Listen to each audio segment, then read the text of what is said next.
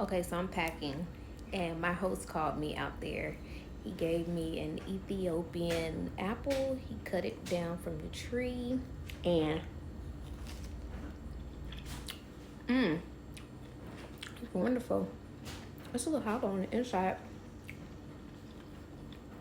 but and it rains so much out here.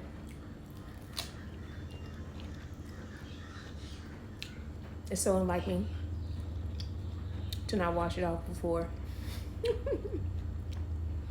And I ate it right off the tree. There's this little heart or something on my lip.